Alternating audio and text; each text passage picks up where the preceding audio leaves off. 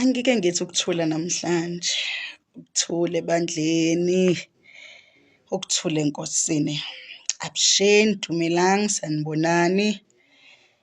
Kwimini enomoya, siqalile inyanga ka-Agasti. Nginomkhohlane, bantwana baNkulunkulu namhlanje, kodwa ngoba kufanele ngidlulise lokho kufanele ngikudlulise.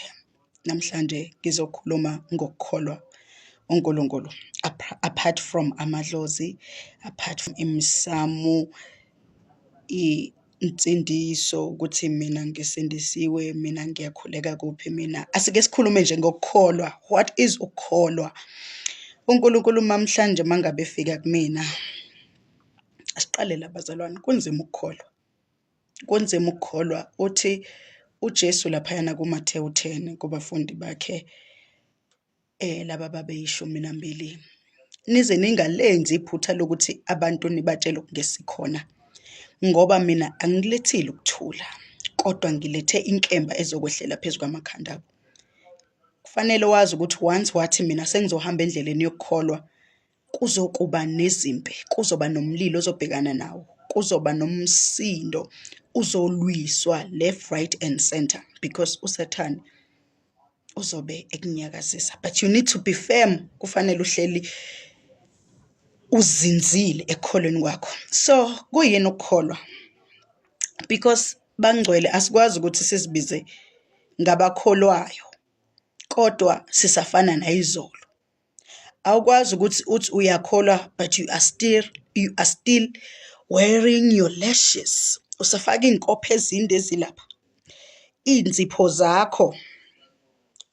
zakho usafaka iinzipho zemfakela. Inwele, lezi nwele sezingenile kakhulu. Ama-weave. Where do weave come from? Le mimoya lena egcwele ifika ihlale phezu kwalezi nwele, ifika izokwengama. Lokuthi ungabi uwena, uzithande, uzibone ubuhle bakho just because you are wearing makeups, wafaka inzipho, wenza yonke leyo nto, awuziboni ubuhle wena, awuziboni ungumntwana kaNkulunkulu. Mangabe ungezi ukuveza umzimba wakho, uthi uNkulunkulu mangabe usulamkelile izwi lakhe, wamazi, wamkholwa, kushintsha indlela yokugqoka. Sawagqoka amabhuluku mangabe sesikholiwe, sesiba classy and elegant, because manje we are representing the word of God. Asakwazi ukugqoka the mini skirts, izinto ezisibambayo, shorts, zonke lezo zinto, because uyacabanga umile laphayana phambi komfundisi. Kusho ukuthi you are tempting him. Ugqoke into ezokubamba ikuthinsi, iveza izinqa zakho njengoba zinjalo, iveza ama-hips akho. Wena bhuti umile laphayana, ugqoke ibhuluku elikubambayo, sibona ubudoda bakho njengoba bunjalo, but you are calling yourself a child of God. Kuyini ukukholwa? Ukukholwa ukuthi kuguquka wena, qala ngaphakathi kwena, because awukwazi ukuthi uzibize ngekholwa kodwa usalimumethe izwi. Uthi uNkulunkulu ngelinye ilanga kumina, bazibiza ngamakholwa kodwa bakumumethe ukukholwa. Kithi bakumumethe kanjani emoya omngcwele? Uthi bakumumethe ngoba bakugwinyile. Once waba yikholwa, you need a rebirth of you.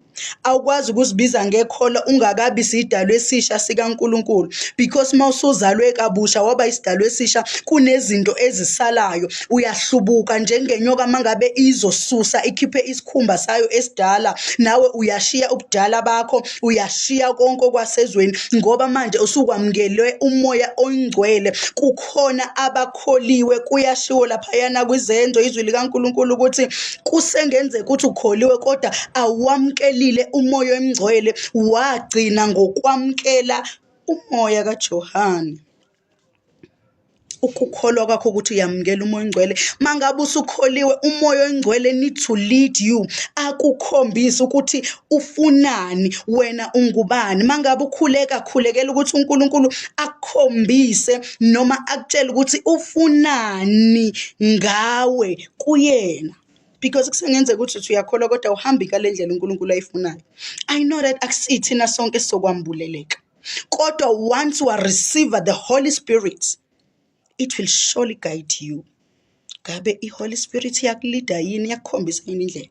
Because you can't call yourself ikholwa usagqoka amacici angaka, usafaka amabhlukwe bese bethi uNkulunkulu ufuna inhliziyo, ume lapha phambi kwabazalwane preaching ubatshela ngoguquko, kodwa wena indlela ozirepresenta ngayo indlela eyembethwe ubumnyama. Kunezingoma esezizoshintsha kuwena, kunezindawo ongeke usazihamba usazingena because uNkulunkulu useyakukhuza. Mangabe usulikholo, umoya ongcwele uyakukhuza, awusahlulela, usabuki ngeso lenyama.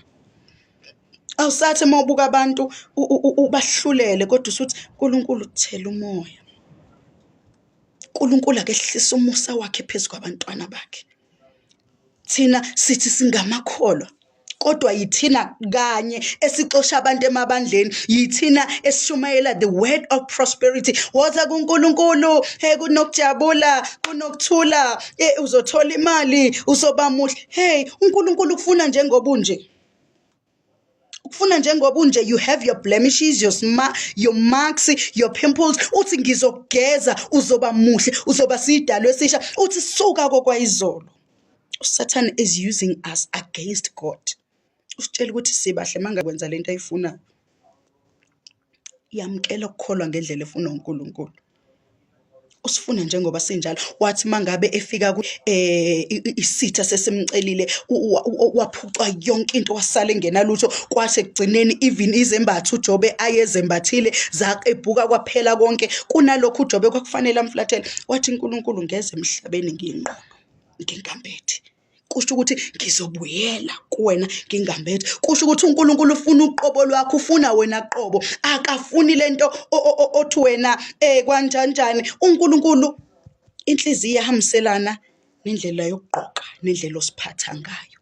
Ngabe usiphatha ngendlela uNkulunkulu afuna ngayo, noma ngale ndlela ozoba attracted kuyona? Ngiyabuya nophathi wokuthi mase ukholiwe, once you receive the Holy Spirit, yini eyenzakalayo kuwena?